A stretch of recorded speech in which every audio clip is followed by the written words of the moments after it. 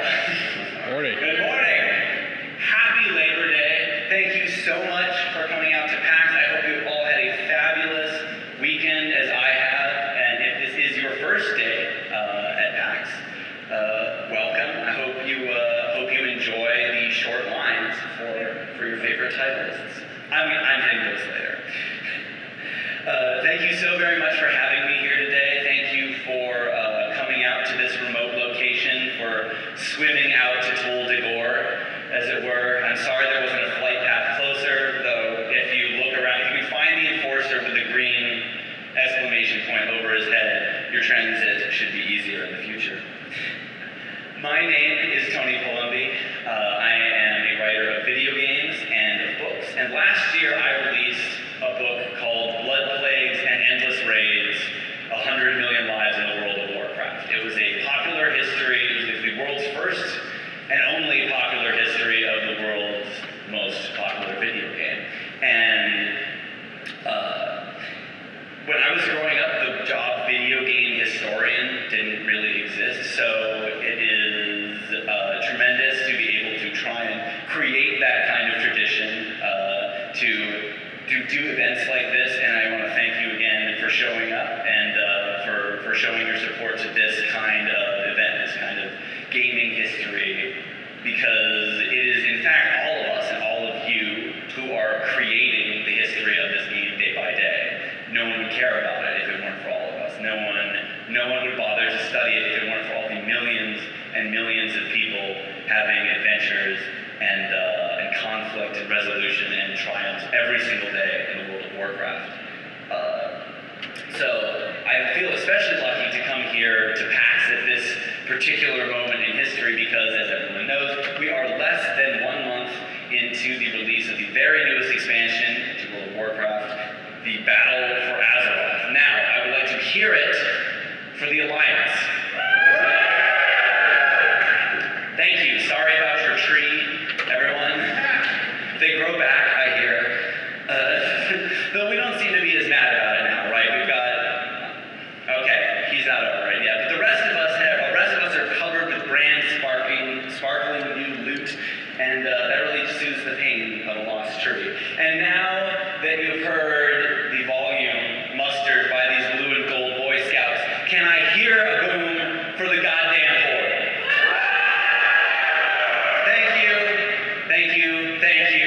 That is exactly what I wanted to hear. Thank you for taking advantage of the unfair opportunity I presented you. We gotta get them where we can get them. It's been a little rough being Horde lately. It's a little bit like rooting for a sports team with a wacky coach who might just do a war crime at any moment. We're not entirely sure about the direction of leadership, but I think that we are committed to the larger goal, to the collective process, to the brand, as it were, and I think we're excited to go forward. Moral objections and all. Shoulders off for Sour Fang, everyone. I am here today to take you guys through some awesome stories of WoW's illustrious and increasingly lengthy past, with an eye to the themes raised by Battle for Azeroth, the idea of competition, of white-knuckle PvP combat, of protecting what's yours and taking what's theirs, but also, in the bigger picture, of belonging, of identity, of decision-making, because for so many of us, this game has become part of our identities. Wherever we were in life when we started playing it, for most of us, you continue to play it and the game grows along with you. Your life kind of grows up around the game, and at a certain point you realize that when you see your character on the screen that you're seeing yourself, even if it looks nothing like you. We bind our identities to these characters and to the other people that we meet in Azeroth. Because it turns out that the human brain really has no way of distinguishing between a real and a virtual space, between a voice that you're hearing through your headphones and the voice of someone speaking right in front of you. The people you meet from your guild, when you eventually meet them, if you meet them at all, after years and years, you'd think there'd be a barrier there, but there isn't. It's just, the relationships remain the same, and that's why I maintain that everything that happens in the World of Warcraft is real. All the people, all the places, real. If I got half of you blackout drunk and dropped you in the middle of Tenaris without a map, you'd be able to get just about anywhere. and honestly, in our increasingly wacky world, if you don't think that WoW is real, just take a look around you, right? And so I am very excited to bring these stories to you. I am very excited to be a part of this ongoing tradition and be part of these pack shows, and I hope to continue bringing these lectures to you for as long as WoW keeps going and releasing expansions, or until the Earth falls into the sun. Whichever happens first, I wouldn't really bet against Blizzard here.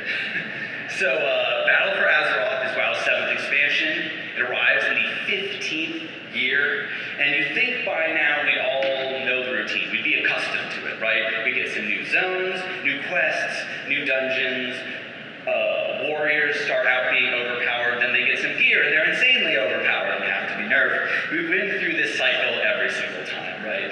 But Battle for Azeroth is a little different from the other expansions, in that it is one of only 2 of those 7 released without a propulsive villain attached to it. We'll talk a little bit about that later, but what is especially meaningful about Battle for Azeroth is it is the very first expansion that has ever been released with a focus, with an explicit emphasis on player versus player combat. And that is an interesting thing, because we think of PvP as such a core feature of WoW, right? The battle between the Horde and Alliance goes back to 1994 with the original real-time strategy game.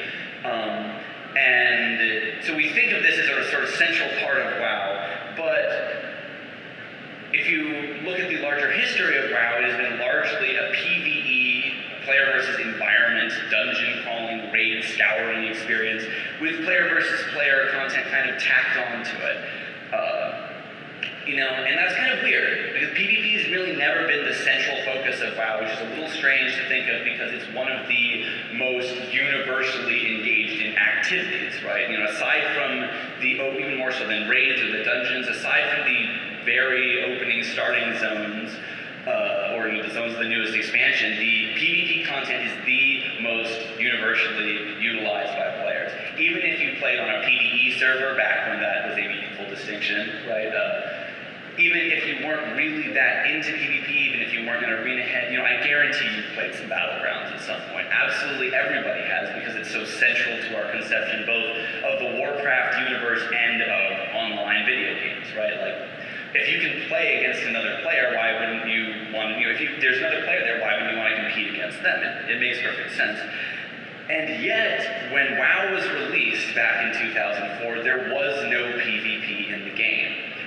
It's sort of weird to think about this in retrospect, but for the first 6 months after retail release, there was no PvP content of any kind.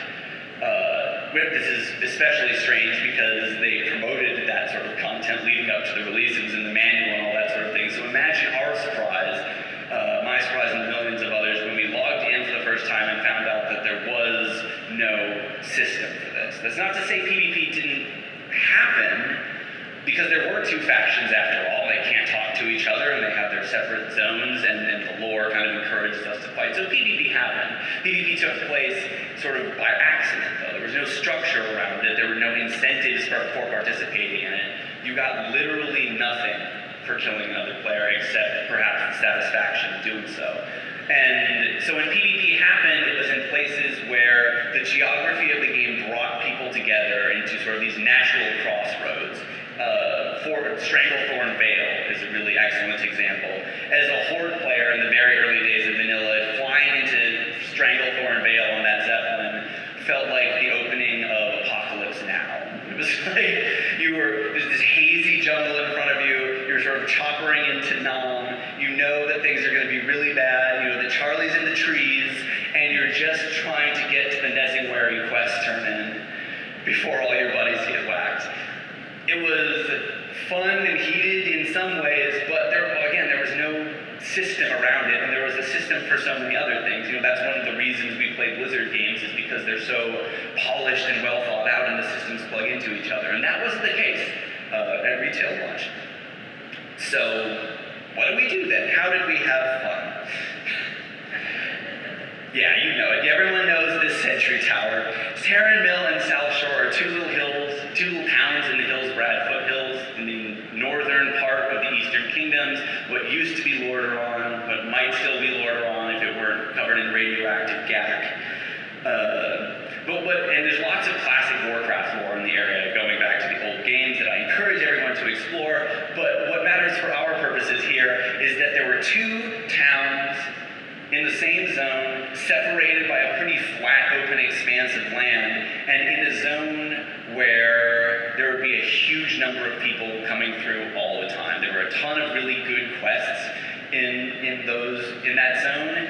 Just about everybody passed through it between levels 20 and 30, and in the early days of the game, when everybody was still trying to level up, it was just clogged with people. There were huge numbers of people there, and naturally, when Horde and Alliance would see each other in these wide open spaces that populated the old zones of the game, they would start fighting, and what started as a gang attempt would turn into something like an old West saloon brawl, where one guy socks a second guy, who socks a third guy, who falls into a fourth guy, who breaks a chair over the head of the fifth guy, and pretty soon you have half the zone fighting in this just giant unorganized scrum. And what it would eventually evolve into were you have two clusters of Horde and Alliance facing off against each other at max range, lobbing ineffective spells and arrows in between each other until someone got the stones and the organization together to do a rush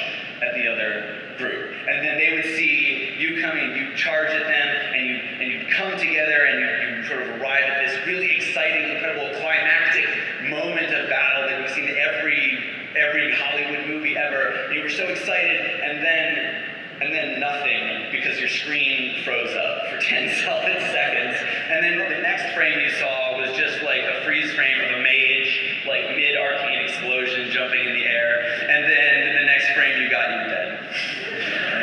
And it was outrageous, because sure, you didn't get to do anything, but obviously somebody was doing something. Somebody was playing effectively, because you're dead now. But there's nothing to do but run back, figure out where the new battle lines were, and get into it.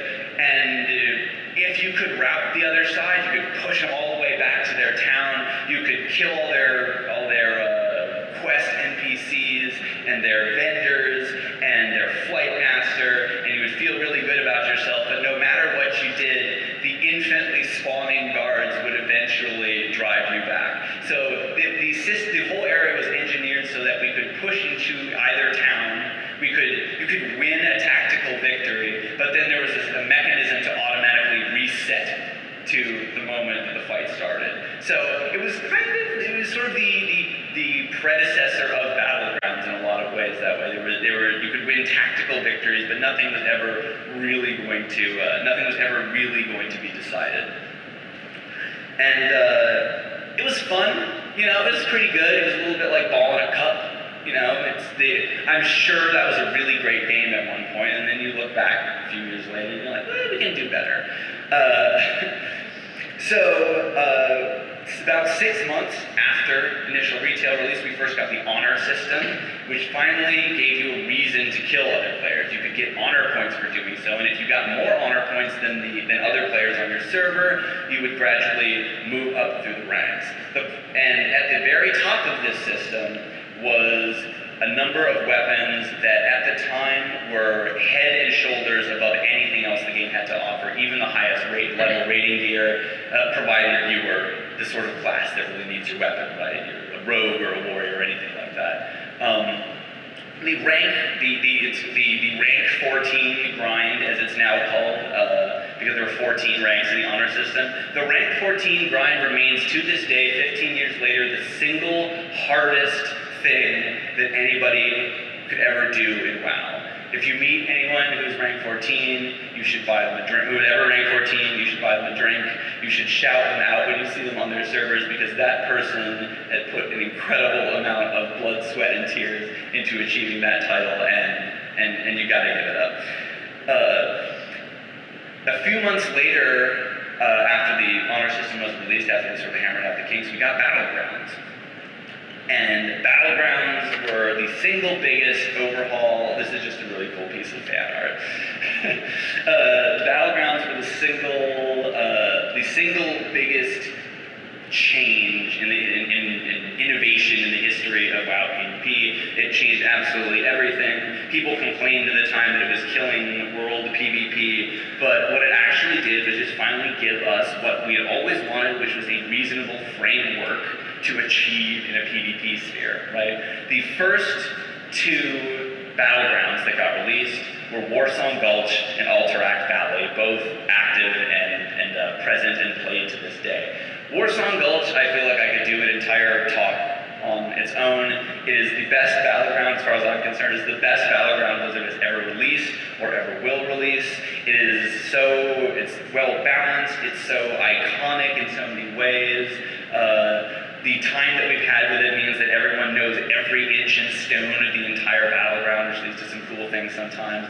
And every time I go into Warsong Gulch, I just feel so, this warm glow of happy nostalgia, at least until we start losing.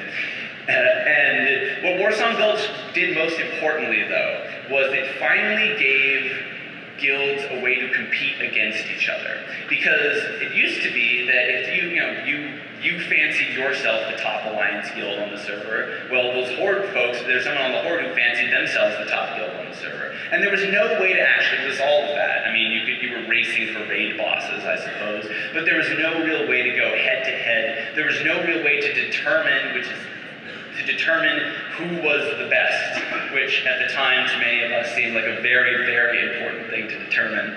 And so Warsong Gulch was where you went to show off your guild, more or less. After raids, you would get your A team together and you go into Warsong Gulch and you hope you ran into the A team from the other best guild on the server, because then you could get one over on them. Or at the very least, you would have an awesome fight on your hands because everyone cared so passionately about it. And at the same time, on the other end of the spectrum, as it were, we had the release of Alterac Valley. Alterac Valley was Blizzard's first attempt at a PvP, an organized PvP at an epic scale, and that's why they're now called Epic Battlegrounds, right? The 40v40s. Alterac Valley felt incredible when it came out. It was this snowy landscape with all these tactical options. It was the epic scale battle that we all wanted, and it was just more than a little disappointing to get in there for the first time and realize that the NPCs were way stronger than you, and that what actually mattered was the NPCs. That was the dirty little secret of Alterac Valley, that for all of its pretensions to an epic scale PvP conflict, it fell a little short because it really came down to farming PvE. The way Alterac Valley would work is you have 40 on 40, and about 50 to 60 of those people would be either just battling in the middle of the map, accomplishing absolutely nothing, or they'd rush past each other to try and race through all the NPCs as quickly as possible. And what often happened is that, especially in the early days, the NPCs were so strong that the only way you could really, and we didn't really understand the tactics, right? So the only real way that you could move that mass was by farming like 50 Frostwolf pelts or something like that, which is the absolute lamest thing to do. But in practice, you had 50 or 60 people fighting, and then 20 to 30 people actually like doing the work that was changing the battleground. And wasn't the best system, in part because it didn't really focus on PvP, right? So you could run into some incredible stalemates. Alterac Valley matches, if there were no time limits at the time, lasted 6, 8, 10 hours. The first night Alterac Valley came out, yeah, is it more? I'm selling it short. I'm selling it short. If you never got into an Alterac Valley and realized that it was the same battle you've been fighting the day before when you played Alterac Valley, yeah, it was quite an experience. So I just remember the first night it came out. I was in college. I came back from school. I ate my dinner. I went to my room, got into Alterac Valley, and when the sun came up the next morning, I was still in that battleground, and we were still stuck on that damn bridge going into Dune Baldar. We could not figure out how to crack it because we were all terrible and dumb, but it was at the time, I had been there for 12 hours, right? It was this intoxicating experience because we'd never had access to something like that before. It had never been a possibility. And gradually they made changes, made that better. Arathi Basin came out. More battlegrounds have come out over the time, but for the most part, they tend to hew to the basic contours established in those first group of battlegrounds of Arathi Basin, Warsong Gulch, and Alterac Valley. And there's most of them hew to that same kind of format. There's the Temple of Kot Magoo, which I've never figured out. I do not know how to. I do not know how you win that battleground. But over time they added battlegrounds. But the next major innovation in the history of WoW PvP came at the start of the Burning Crusade, the very first expansion, with the release of arenas. And arenas were a very special moment because they represented the first honest attempt by the Blizzard developers to put PvP and PvE on the same level. For the very first time, PvP players who weren't the truly exceptional grinders that you needed to be to get the top PvP gear on the old honor system, those people needed access to good gear too. It was only fair, and that is absolutely the right decision to make, because during biggest problem with vanilla and PvP from most people's perspective is that either you had the best gear and you crushed everyone else, or you got crushed by someone else with the best gear. It wasn't very fair, and people wanted a way to get good gear without having to do this specific thing you might not want to do. Not everyone likes raiding, right? So arenas offered players for the very first time an ability to get gear that was as good as the gear raiders were getting. And it did another thing which is very important, which was to define the terms under which Blizzard would be balancing PvP for basically the next decade. The terms of balance have always been a little tricky thing. What are you talking about with PvP balance, right? We're clearly not talking about duels. No one really has the expectation that, with more than 10 classes in the game, that every single class is going to be balanced against every other in a dueling, one-on-one scenario. That's not really reasonable. But we didn't really know up until then what we were talking about in terms of scale. Were we talking about 5-on-5? Were we talking about 10v10? Were we talking about battlegrounds? We didn't really know, and what Arena did was to say, okay, there's these 3 brackets, 2s, 3s, and 5s, and these are the terms that we are going to balance. We, Blizzard developers, are going to balance the game around. They gave the developers clear parameters to make decisions going forward. And arenas were a huge hit. They were a huge hit at the time. Everyone loved them, not literally everyone, of course, but they were an incredibly popular way to spend your time, especially when they were new. They were a great way to get gear, particularly if you were a PvPer. And they also birthed what was a really popular and impressive esports scene, which is impressive, especially impressive in retrospect, considering that WoW arenas are not the easiest spectator sport, right? If you don't really know if you don't understand everything that's going on, you're going to be just kind of confused, like what? Well, they keep almost killing each other, but no one ever really seems to die, and is someone running out of mana important? Can they drink?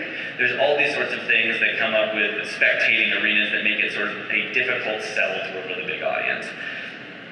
And but nonetheless, WoW had a really sort of vibrant arena esports scene for a number of years. There were all these big names that came out of it, many of whom are very popular streamers to this day. Some of them are esports broadcasters. A lot of the big names from that era are still with us in gaming in some form. And arenas are very cool in a lot of ways, but over time they ended up being sort of like raids in that they were the province of elite players. They were sort of a hardcore activity, because let's face it, the barriers to entry for arena for the average player are pretty high. You have to have a max level character, they have to have at least decent gear, you have to be pretty darn confident and experienced playing them against a whole bunch of other classes and scenarios. And on top of that, you need competent teammates to have a decent chance of winning. And even when all those things happen, it's hard to win. It's hard to win an arena match, particularly if, like me, you are not an exceptional PvP player. It is really a venue that rewards the most skilled and the most hardcore, and I think that that's extremely awesome. But over time, it has kind of winnowed the arena audience down to mostly hardcore players.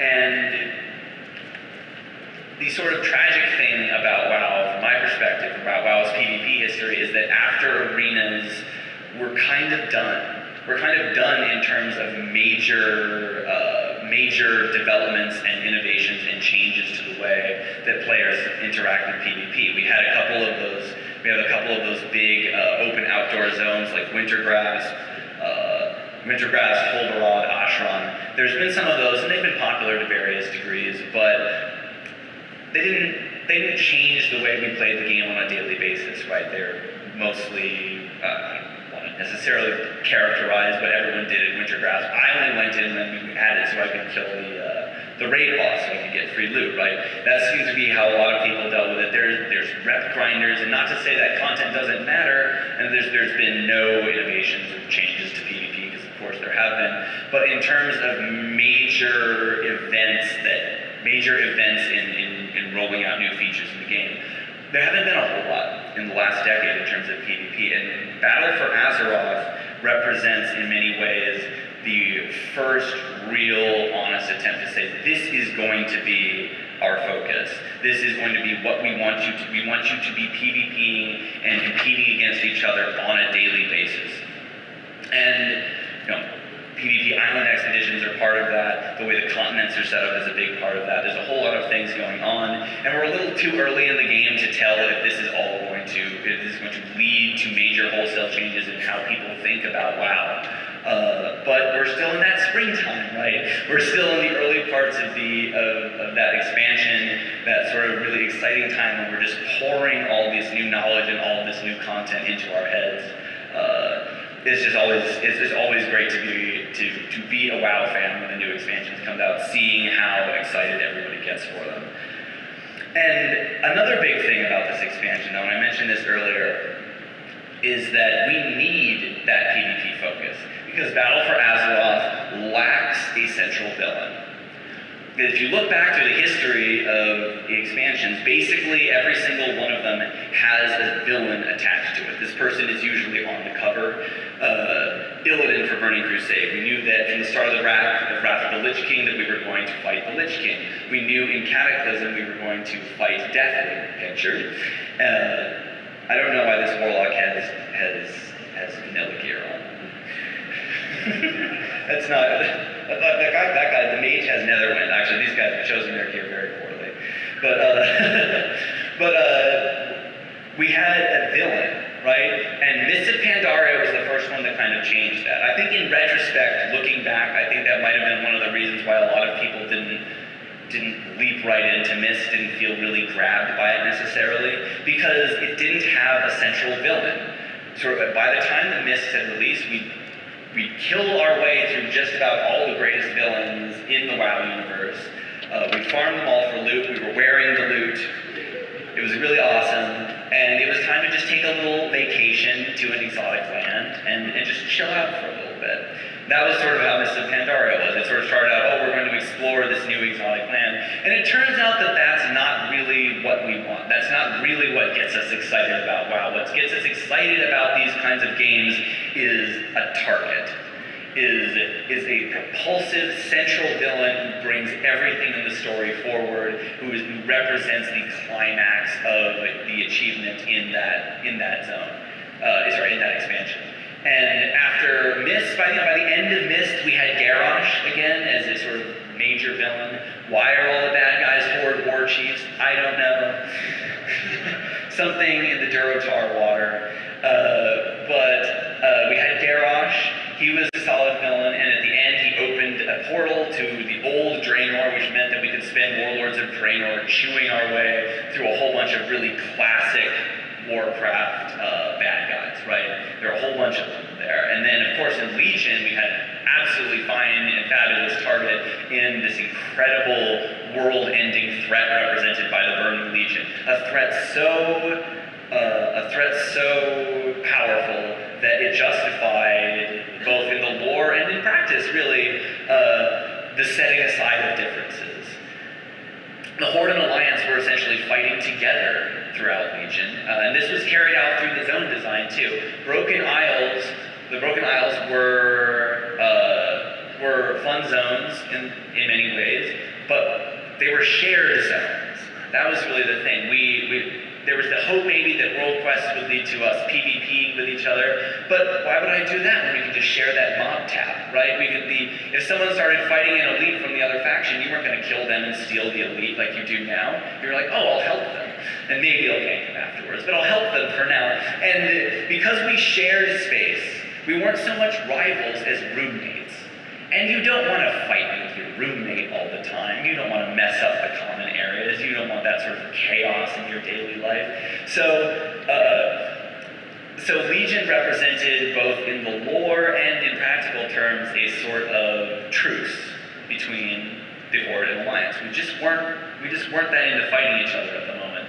And then Battle for Azeroth comes out. Battle for Azeroth finds itself in the same position that Mists did, where we don't have a single villain we can point to, right? I mean, okay, if you're Alliance, you can. But there isn't, at this point, there isn't this single focus. In fact, we talked about the covers. Almost always the villain is on the cover. And it is no coincidence, of course, that the cover image, look, no one's bought a WoW game in a box for goodness knows how long, but if there were a box, we know that image where that direct homage to the original orcs and humans, the footman and the grunt facing off against each other. BFA tells us on the cover that these people are your enemies. So despite the fact that we don't have that major figure right now in the lore, and I guarantee we'll get one. Guarantee we'll get there eventually. Despite the fact that we don't have that major figure in the lore, we have each other to fight. And it turns out that all you really need to do is just set up a few good game systems, and then we'll sort of do the rest fighting each other, right?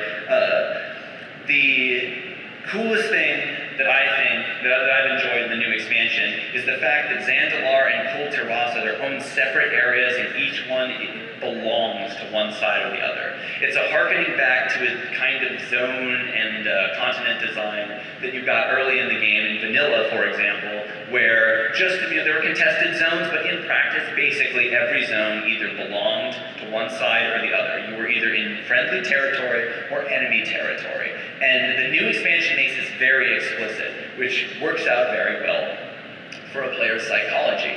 Now, instead of roommates, we are siblings sharing the back bench seat in a car on a long road trip. There's a line down the middle, and you are not allowed to be on my side, I'm not allowed to be on your side. And it's a very simple thing, but it taps into something very elemental inside us. So when you see it, whatever you felt in the Broken Shore when you saw someone from the other faction running around, if you are Alliance and you see a Horde running solo through Tiergard, you are out of your mind, son. I'm going to sort this out right now. You aren't allowed to just run around solo like it was nothing. And on the other hand, if you're that Horde player, you know that you are in danger. You're behind enemy lines. Anyone who sees you is thinking, well, the numbers will probably work out. I'm more likely to get a friend to show up than he is. And as a result, we actually have the sort of competition that I think Blizzard wanted us to have in Legion. We've finally gotten here. I feel compelled, in a way that I did not in Legion, to take down someone who's red, just because the game is telling me at all times, this is what you should do. And this also encourages a new kind of more grouping. It's not just you're not just flicking through your automatic groups to try and pick up your next world quest. There's a real incentive to say in guild chat, hey, anyone want to go on a run? We want to go on a world quest run to the other continent? Because you need protection. You need a group of friends, and fundamentally, when you have a group of friends, your world quest jaunt goes from running errands to looking for trouble. And looking for trouble is something really special. Looking for trouble is where all of the best, most enduring, most exciting memories in MMOs came from. Just think about to your own illustrious past. I know you all have them. I guarantee at least a few of your favorite memories are times when you and your buddies went out looking for trouble and were lucky enough to find the good kind. So, the only thing that's kind of missing, though, is that we have, we lack the kind of animosity, the kind of server-on-server animosity that we used to have in the old days. Cross-realm zoning is really cool for a lot of reasons. It does a lot of great things for the game, but kind of gone are the days when you know, in vanilla, when you got ganked by somebody, you took a note of their name and their guild. You wrote that down because you were going to get them packed one day or another. Sooner or later, things are going to break your way. And these rivalries could extend to entire guilds, and it created a really sort of exciting, vibrant, and colorful social life on every one of the separate servers that got carried through into realm forums. There was this great sort of area that we could compete with each other verbally, even though we couldn't find each other in game all the time. So, so WoW gives us a really good sense of who our enemies are. Sometimes it's really. I just wanted to show off this fan art. It's really awesome. The tiger in particular. I don't know where Horde get tigers from, but the red guys are the bad guys. That's really all the game asks us to do. You know, under all the lore, under all the history, when you really strip everything away. What it boils down to is that this guy is the other side, this guy is red, my guys are blue, and I'm going to go get the red guy. It's the easiest thing in the world. And I understand the appeal of that. You know, when I started playing WoW in my much younger days, I really liked that kind of sparring that I was talking about a minute ago on the Realm forums. I was a dick on the Realm forums. I wasn't not horrible or abusive or racist or anything like that, but I talked so much trash. I talked trash for my entire guild, for my faction. I talked trash all day because I wanted it to be thought of as a villain. I wanted people, not a villain I guess, but I wanted people to see me in the game world running around and think, that guy. And that got me into trouble sometimes. There was a whole lot of corpse camping involved, but you know, you give and you get. And and that kind of stuff was a lot of fun, and I don't want to say there's not a place for that there's not a place for a certain amount of transgressive behavior in games, because I think that can be valuable. But it's kind of simple.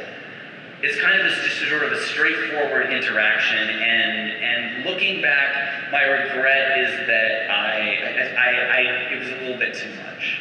That I wish that I had taken more time in my younger days, in the bygone years of MMO playing, to invest more personally in the paths and the stories of the people around me. I mean, I've been very fortunate to cross paths with a whole lot of really amazing people who've gone on to do very impressive things in the gaming sphere through WoW.